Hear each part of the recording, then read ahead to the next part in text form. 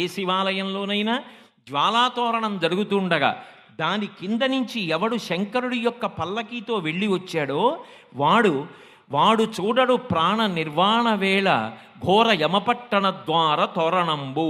యమధర్మరాజు గారి యొక్క నగరం అగ్నితోరణంతో ఉంటుందిట. దాని కింద నుంచి భయపడి జీవుడు శరీరం విడిచిపెట్టిన తరువాత పాపములు చేసి పరుగులు తీస్తూ వెడతాడు.